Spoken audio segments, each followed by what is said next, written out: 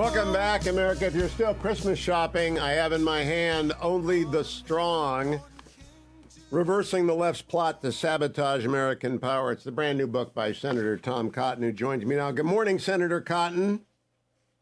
Good morning, Hugh. It's good to be on with you. And last-minute Christmas plug for Only the Strong. You might be able to get it delivered. If not, you can probably pick it up at bookstores near you.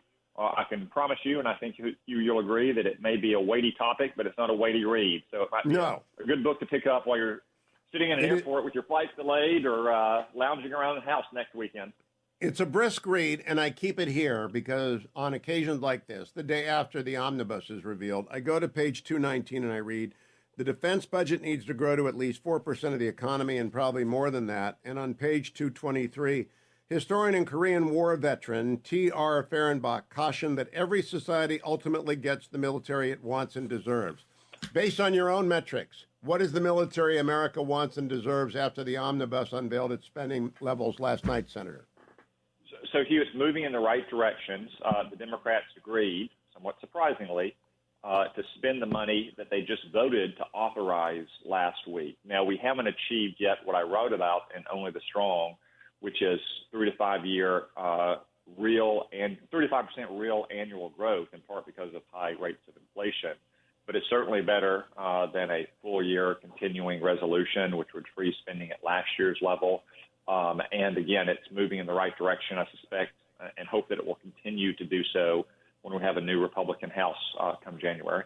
Now, Senator, I've explained to people this morning what Leader McCarthy said to Maria Bartiromo. The Senate can't take the risk of the House not being organized and not being able to pass a CR, especially the Pentagon. So I think you've got to pass this, even though if McCarthy had the gavel, things would be different in January.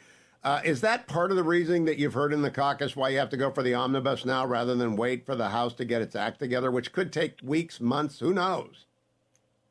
Well, no question, Hugh. There are many Senate Republicans who worry that the new House Republican majority will not be able to pass spending bills with 218 Republican votes come January or February. And the way that dynamic would play out would be that then Speaker McCarthy would have to go to the Democrats and ask for their votes to pass a bill. And if that were to happen, then the Democrats would obviously demand a ransom in the form of tens of billions of dollars of new spending that they didn't get in this bill. So there's no question that many Senate Republicans think that right now the best deal possible, not just in December, but also in the new year, will be a bill that holds the Democrats to the defense budget they just voted for last week, while also preventing the domestic spending budget from going up beyond what Joe Biden requested. I mean, after all, the Democrats have spent hundreds of billions of dollars on their own domestic priorities over the last 2 years in the course of a couple budget bills and an infrastructure bill and a science and technology bill. So there's no reason for them to demand more. And we were able to hold the line on that. Again, this is a big bill that just got released. There's obviously some good things in there. There's always going to be some bad things in there. I think senators and congressmen are going to spend the next few days poring over it. But there's the dynamic you cite certainly is on the mind of some Republican senators.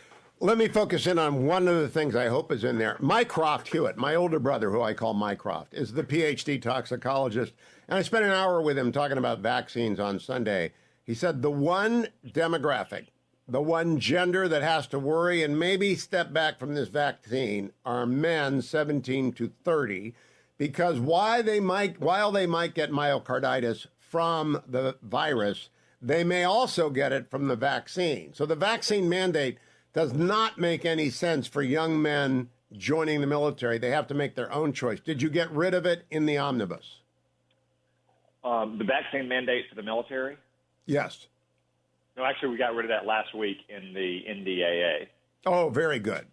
Oh, very good. So there have been no further requirements of coronavirus vaccines for our military. I know that the military leadership didn't like it. In my opinion, they were too stubborn and dug in on that. In part, they want to maintain the traditional principle that the military can require vaccinations or other medical treatments for its troops. And in general, I agree with that principle. You know, I had to take several vaccines when I was in the military, including painful and inconvenient ones like the smallpox vaccines. But there's two differences here. One is that this vaccine is still under an emergency use authorizations. All those other vaccines have been around for decades, and smallpox for centuries and proven effective.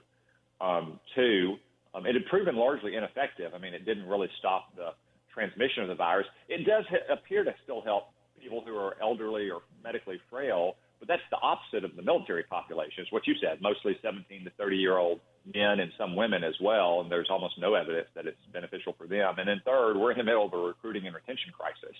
So I wish the Department of Defense had relented on this and accepted common sense months ago, but since they didn't, we acted in the defense bill last week. You know, Dr. Mycroft told me exactly that, and it's the science. I'm not preaching ideology here. I'm just telling you the science. It just is a toss-up, a jump ball for 17 to 30-year-olds, and probably not a good jump ball to take. Josh Hawley, your colleague, tweeted out early this morning that TikTok will be banned under the Omnibus from all government devices. Please tell me he's right. Yeah, I believe that did make it into the final bill, and if so, it's a welcome development. I'm a co-sponsor of that legislation, and banning TikTok from all government devices is a good first step towards banning it entirely in our country. Now, Senator, this is a mix of the NDAA and the Omnibus. Some people have argued we have to abandon the demand on the Pentagon to give us ship count goals because we never make them, and that it's a useless exercise. What do you think about that? That's not actually covered in Only the Strong. I went and looked for that, and strategic plans are great, but not if you don't live up to them. Well, yeah, I mean, in general, that which gets measured gets improved. So I think it's always worthwhile to know what your combat power is, where you're talking about the number of ships, number of aircraft, number of tracked vehicles, number of troops, and whether or not those are combat ready. You know, for many years in the Obama era, we had a number of aircraft that simply weren't able to fly because they were being taxed to the maximum, and there wasn't enough money in the operations and maintenance budget. So I don't think there's any question that we need an understanding of the platforms that we have available. Now, you can always debate about what the mix of those should be, and also whether they should be manned or unmanned going forward. But Congress and our senior military leaders need that information readily available to try to evaluate our ability to meet the threats of the world.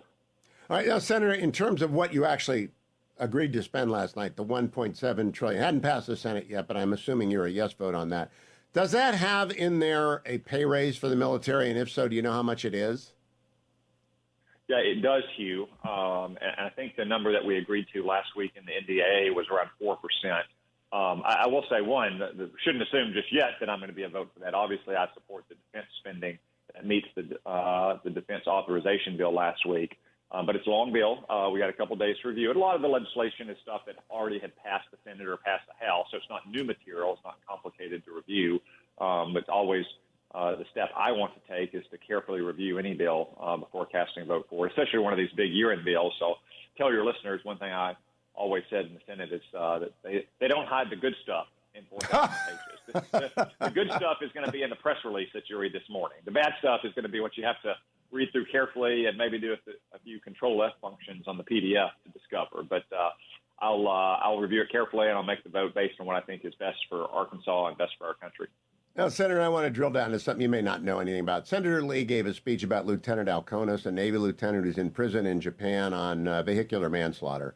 And it's a questionable case from what I can see. Senator Lee makes an argument that it's really a real questionable case. In either event, they are taking away his benefits at the Pentagon, and the Secretary of Defense has said, yeah, he's losing his benefits, his pay, his medical, his family's left out to dry. What do you make of that case and of the Pentagon's responsiveness to Senator Lee?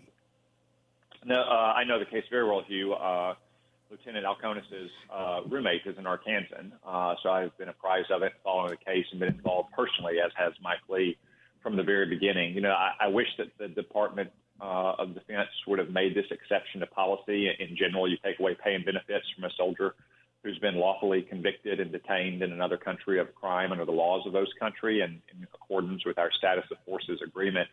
I think there's enough doubt about this case that is a prudent one-time decision by Secretary Austin to allow pay and benefits to continue for Lieutenant Alconus's wife and children. I wish he had made that decision last week. I've been working with Senator Lee first on an effort to perhaps put that provision in the spending bill. I don't think that happened, or perhaps to provide what's known as a private bill that would benefit the Alconus family in particular, to see if we can do that by the end of the year, if not early next year.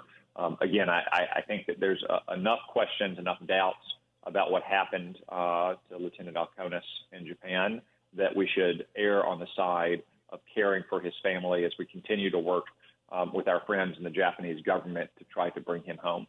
Yeah, it makes so much sense, especially given the small amount of money going out and our recruitment crisis. You got to have people's backs in tenuous situations. I am curious, though, about the dynamic in the Pentagon. Admiral Stavridis, who was on yesterday, agrees with you and Senator Lee that this is a case that should be reviewed.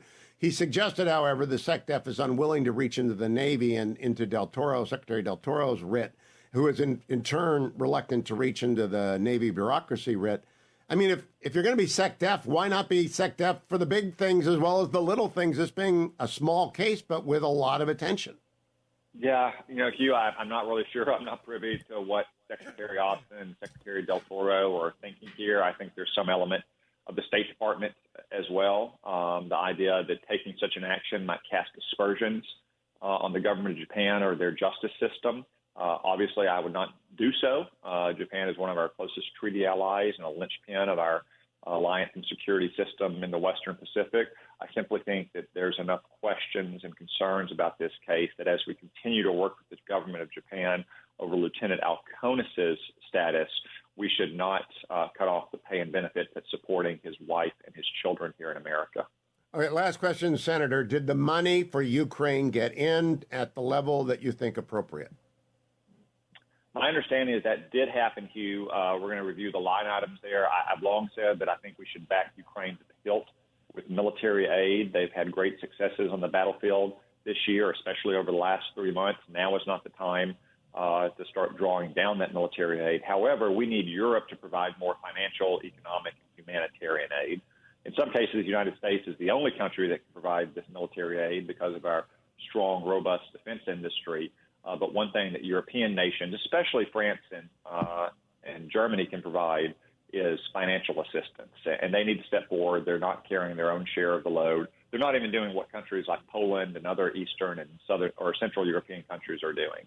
So, yes, we need to back Ukraine to the hilt with military aid. We need Europe, especially Germany and France, to step forward with more financial and economic aid. Yeah, we also need the German tanks to work, which they're not. Senator Cotton, Merry Christmas to you and the entire Cotton clan. Thank you, and I'll talk to you in the new year, if not next week. Thank you for joining me regularly. I much appreciate it. Thank you, Hugh. Merry Christmas to you and all your listeners. Merry Christmas to all of you, and remember, only the strong. You can get it from Amazon Prime overnight. Get it for your friends and family.